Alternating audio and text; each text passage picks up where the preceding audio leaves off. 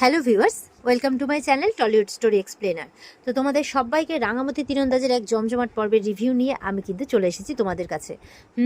আজকের পর্বে আমরা দেখতে চলেছি যে মৌসুমী কিন্তু বৃন্দার খেলার পুরো মোড়টাকে ঘুরিয়ে দেবে। মানে আর সেটা কিভাবে কেমন করে সেটা চলো আমরা চটপট করে দেখে ফেলি। তো দেখা যাচ্ছে যে পুলিশ কিন্তু চলে এসেছে রাঙামতিকে ধরতে, কারণ রাঙামতির ঘরে নাকি রাঙামতির কাছে নাকি ইল্লিগাল আর্মস আছে। তো রাঙামতিও তো ব্যাপারটা শুনে অবাক, কি বলছিস, মানে অস্ত্রশস্ত্র? বলে হ্যাঁ। তো বৃন্দা তখন আসে, কি ব্যাপার, কি হয়েছে? না না, আর্মস, এটা কি করে সম্ভব? হ্যাঁ, রাঙামতির সাথে আমার অনেক ব্যাপার নিয়ে অনেক সমস্যা রয়েছে, কিন্তু তার মানে এই নয় যে ও আর্মস রাখবে। না না, ও এরকমটা নয়, এটাও করতে পারে না, এইভাবে বলছে। তো সবাই যথারীতি অবাক হলো, যেহেতু পুলিশ রাঙাকে গ্রেপ্তার করতে এসছে, তো সবাই বৃন্দার কথাতে অতটা কান দেয় না। পুলিশ বলছে, দেখুন আমাদের কাজটা আমাদেরকে করতে দিন, আমাদের কাছে ইনফরমেশন আছে যে রাঙামতির ঘরে একটা বক্স রয়েছে। তো একলব্য বলছে, এখন সবাই বাড়িতে ঘুমোচ্ছে বড়রা, এখন সবার ঘুম ডিস্টার্ব করে এই সমস্ত কাজ করার কোনো মানে আছে? রাঙামতি বলছে, এক কাজ কর, তোরা আমার ঘরে চল, আমার ঘরে গিয়ে তোরা সার্চ করে দে, বাকিদের ঘুম ভাঙাস না। এই বলে পুলিশকে নিজের ঘরে নিয়ে যায়। তো এবার পুলিশ রাঙামতির ঘরে গিয়ে পুরো একদম খানা তল্লাশি যাকে বলে সেরকমভাবে তল্লাশি করছে। আর মৌসুমী কিন্তু সবটাই সাইড থেকে দেখছে, ও কিন্তু চুপচাপ দেখে যাচ্ছে আর কোনো কিছু বলছে না।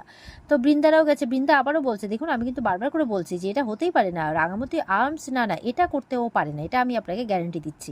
এভাবে বলেই যাচ্ছে। এরপর দেখা যাচ্ছে যে পুলিশ খোঁজ করতে করতে কিন্তু ওই আর্মসের বক্সটা পেয়েই যায়, আর সেখানে কতগুলো বন্দুক পায়। তো এবার তো বলছে, এবার তো সবাই ওটা দেখে অবাক, না না এটা হতে পারে না, রাঙামতির চোখে জল চলে আসে। গোলাপ জিজ্ঞাসা করছে যে রাঙামতি এসব কি বলে, আমি জানি না, বিশ্বাস করে এগুলো এখানে কোত্থেকে এলো আমি সত্যিই জানি না।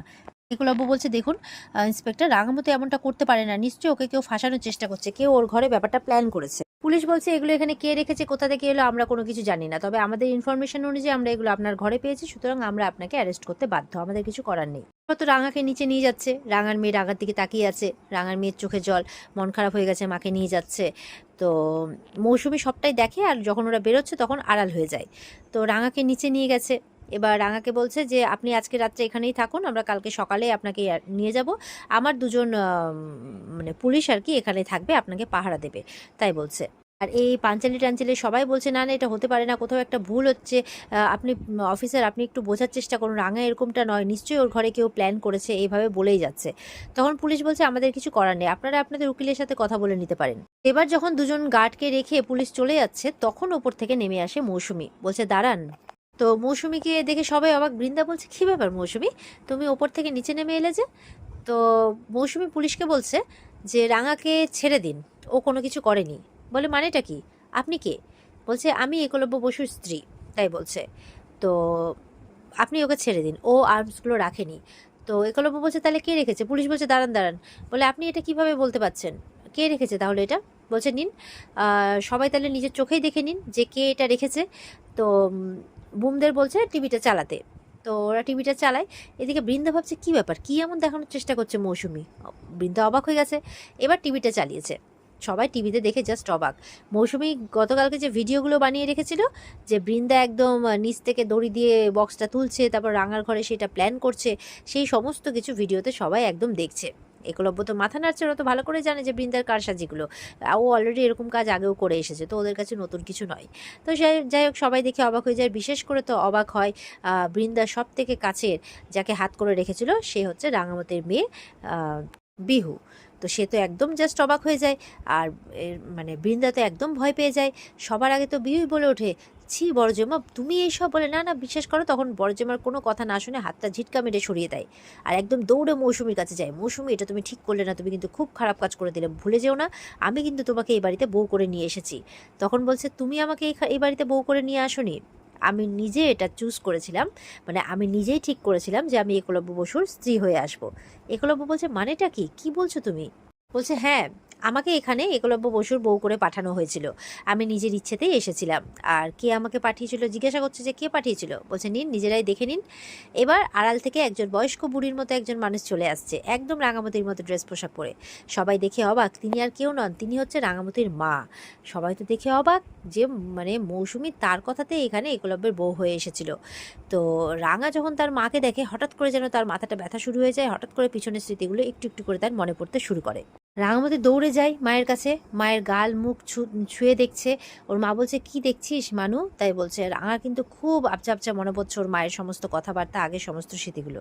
রাঙার মা বলছে অমন করে তাকিয়ে কি দেখছিস মা? তোর কি এখনো কোনো কিছু মনে পড়ছে না? সবাই তো রাঙামতির মাকে দেখে খুব খুশি। তো পাঞ্চালি এগিয়ে গেছে, বলছে রাঙা তোমার কি কিছু মনে পড়ছে না? উনি তোমার মা, উনি 12 বছর আগেও এখানে এসেছিলেন। ঝুমরা বলছে রাঙা মামি জানো তো তোমার মতো উনিও কিন্তু তীরন্দাজিতে এক্সপার্ট। পিয়ালি মানে মানে পাঞ্চালি শুধু বলে যাচ্ছে যে তুই চেষ্টা কর না রাঙা, মনে করার চেষ্টা কর না। এবার কিন্তু খুব রাঙা মাথার মধ্যে প্রেশার দিয়ে মনে করার চেষ্টা করছে, আর একটু একটু করে তার মনেও পড়ছে। বলে আমার আবছা আবছা মনে পড়ছে, একটু একটু মনে পড়ছে। তো একলব্য বলছে কি মনে পড়ছে তোমার? কি বলছে? জঙ্গল, হাতি, তীর ধনুক। রাঙার মা বলছে হ্যাঁ হ্যাঁ, আর আর মনে কর মনে কর। বিহু কিন্তু, বিহুর চোখে জল। বিহু কিন্তু রাঙাকে অবাক অবাক হয়ে দেখছে আর কি। একলব্য বলছে একটু মনে করার চেষ্টা করো। আর ওদিকে বিহুর কাছে ওর বড় জেম্মা মানে বৃন্দা গিয়ে নিজে সৎ সাজার চেষ্টা করছে, কিন্তু বিহু একদম হাত ফাত ছুড়িয়ে ইয়ে করে দিচ্ছে, সরিয়ে দিচ্ছে ঝটকা দিয়ে দিয়ে। ওর পছন্দ হচ্ছে না আর। রাঙার কিন্তু সব পুরনো কথাগুলো মনে পড়ছে। জঙ্গল, হাতি বলে। ঝুম বলছে হ্যাঁ হ্যাঁ, আমি মানে আমির কাছে শুনেছিলাম যে তুমি একবার তীর ধনুকের আগায় ইঞ্জেকশন রেখে নাকি সেই ইঞ্জেকশন তীর ধনুক দিয়ে হাতির মাথায় দিয়েছিলে, মানে হাতির তাতে হাতি ঘুমিয়ে পড়েছিল, এরমভাবে বলছে। রাঙা বলছে হ্যাঁ হ্যাঁ হ্যাঁ, তাই করেছিলাম। রাঙার মনে পড়েছে। বৃন্দা রাঙার কাছে দৌড়ে গিয়ে বলছে এই শোনো, মাঝরাতে এইসব ড্রামা করা বন্ধ করো। হ্যাঁ, তোমার ড্রামা দেখতে আমি এখানে রাজি নই, আমি এখানে থাকবো না।